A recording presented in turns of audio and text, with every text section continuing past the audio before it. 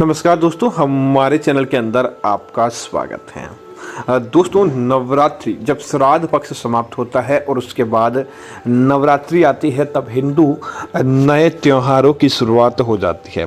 उसके बाद सदैव खुशियों का मौका ही मिलता है। नवरात्रि समाप्त होने अंतिम दिन के अंदर दशहरा, और दशहरे के बाद दीपावली और कार्तिक पूर्णिमा, ऐसे करके ढेरों सारे त्योहार आते रहते हैं और विवाहों की भी शुरुआत हो जाती है। कुल मिला के आने वाले साल अब पूरा अच्छा रहने वाला होता है, जब दीपावली से लेकर होली तक। इसीलिए आज हम आपको बताने वाले हैं कि जब शारदीय नवरात्रि आपके घर के अंदर आते हैं, तो दोस्तों इसी के साथ ही आपके घर के अंदर देवी दुर्गा का और अन्य चीज़ों का प्रवेश होने लगता है। दोस्तों, 26 सितंबर के दिन सोमवार के दिन शुरू होगा और इसका समापन 5 अक्टूबर के दिन दोस्तों होगा, जो कि बुधवार का दिन है।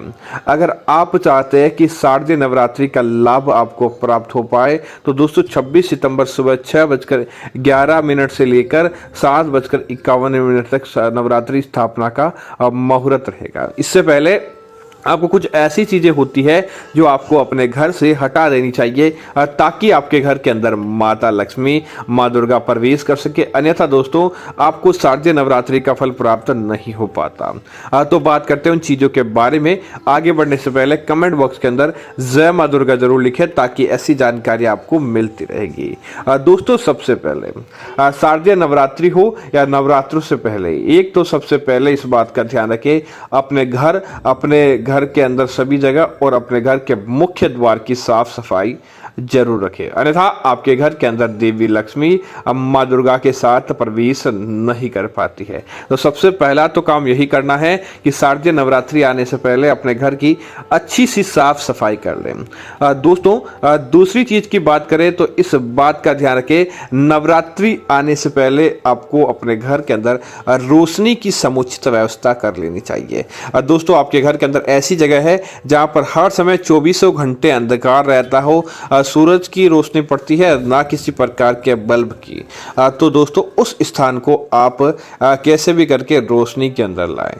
माना जाता है कि इस स्थान पर 3 दिन से ज्यादा अंधकार रहने पर वहां पर नकारात्मकता व्याप्त हो जाती है और वह नकारात्मकता हमें प्रभावित करती है। इसीलिए रोशनी की समुचित व्यवस्था उस स्थान पर कर दें। दोस्तों, इसी तरह अगली चीज की बात करें तो अगर आपके घर के आसपास अगर इस प्रकार का हो कि आपके आसपास चमगादड़ आते हो, आपके घर के आसपास मक्खी मच्छर ज़्यादा हो, तो उस स्थान को भी आप सही कर दें। माना जाता है जहाँ पर चमगादड़ आदि आते हो या फिर जहाँ पर ज़्यादा जंगली जीव आदि आते हो, वहाँ पर कभी भी सरस्वती नहीं रहती है। वहाँ पर सदैव देवी लक्ष्मी, माता सरस्वती, माँ दुर्गा आपके घर को छोड़कर आपसे कोसों दूर चली जाती है। तुरंत आपको सावधान रहने की आवश्यकता है, अन्यथा आप अपने जीवन के अंदर तरक्की नहीं कर पाते हैं। दोस्तों, इसी तरह आप इस बात का ध्यान रखें कि शारदीय नवरात्रि आने से पहले आपके घर के अंदर किसी प्रकार का टूटा हुआ कांच का सामान रहता है। कई बार क्या होता है, किसी वस्तुओं के कारण हम मोह में बंध जाते हैं और उस सामान को हम फेंक नहीं पाते। अगर आपके टूटा हुआ कांच का सामान है तो तुरंत प्रभाव से आपको इसे हटा देना चाहिए, अन्यथा आपके घर परिवार के अंदर तरक्की देखने को नहीं मिलती है, धीरे धीरे बर्बादी आ जाती है। इसीलिए टूटे हुए कांच के सामान को नहीं रखें। इसी तरह आपके घर के अंदर नवरात्रि आने से पहले आप इस बात का ध्यान रखें, कभी भी अपने घर के दरवाजे को ठोकर से खोलना नहीं चाहिए। पैर की ठोकर से विशेष तौर से ध्यान दें। अगर आपके अंदर यह आदत है कि अपने घर के दरवाजे को आप पैर की ठोकर से बंद करते हैं और पैर की ठोकर से ही खोलते हैं, तो दोस्तों आपके घर के अंदर कभी भी देवी देवता प्रवेश नहीं करते हैं। आपके घर के अंदर दरिद्रता आती है, आपके घर के अंदर नकारात्मकता आती है और वह आपको प्रभावित करती है। इसीलिए इस बात का ध्यान रखें। दोस्तों, इसी तरह नवरात्रि आने से पहले इस बात का भी ध्यान रखें, अपने घर के मुख्य द्वार के सामने बिल्कुल भी कोई नाली डटी हुई ना हो, नाली का कचरा नहीं जमा हो, या आपके घर के मुख्य द्वार के सामने अगर पानी का जमाव रहता है, गंदे पानी का, ऐसे घरों के अंदर भी मक्खी मच्छर और अन्य जीव जंतु होते हैं, लेकिन वहां पर देवी लक्ष्मी भूल कर भी निवास करने के लिए नहीं आती है। इसीलिए नवरात्रि आने से पहले अगर आपके घर के अंदर भी ऐसा है तो तुरंत प्रभाव से आपको हटा लेना चाहिए, ताकि किसी प्रकार की समस्या देखने को नहीं मिले और शारदीय नवरात्रि का आपको लाभ प्राप्त हो पाए। दोस्तों, इसी तरह नवरात्रि आने से पहले आप इस बात का भी ध्यान रखें, आपके घर के अंदर पेड़ पौधे आप जरूर लगाकर रखते हैं, लेकिन आपको उस समय ध्यान रखना चाहिए कि आपके घर का तुलसी का पौधा, केले का पौधा, मनी प्लांट का पौधा सूखे हुए नहीं होने चाहिए। अगर यह पेड़ पौधे सूखे हुए रहते हैं तो जहाँ भगवान और माँ दुर्गा स्वयं कहती है कि जहाँ माँ तुलसी की कदर नहीं की जाती, वहां पर मैं विराजित नहीं होती हूँ। तो आप इन पेड़ पौधों को हरा भरा करें, या सूखे पौधे हैं तो उन्हें तुरंत बाहर निकालें, ताकि आपको इस प्रकार की समस्याओं का सामना नहीं करना पड़े। दोस्तों, इसी तरह कांटेदार पेड़ पौधे या जंगली पौधे उजाड़ की निशानी होती है, वहां पर ज्यादा नकारात्मकता होती है, वहां पर यह पेड़ पौधे अपने आप ही पनप जाते हैं। आज के समय अपने आप को अट्रैक्टिव दिखाने और अपने आप को सबसे अलग सोचने हेतु कई लोग अपने घर के अंदर कांटेदार पेड़ पौधे भी अपने घर के अंदर लगा देते हैं।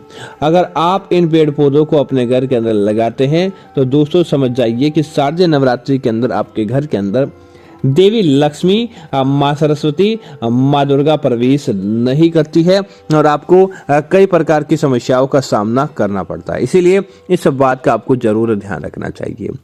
दोस्तों, इसी तरह शारदीय नवरात्रि आने से पहले आपके घर के अंदर मकड़ी के जाले बने पड़े हैं। मकड़ियों ने जगह जगह अगर आपके घर के अंदर जाले बना दिए हैं, या जहां पर मक्खियां ज्यादा आती हो, मकड़ियां ज्यादा होती हो, तो तुरंत आपको सावधान रहने की आवश्यकता है।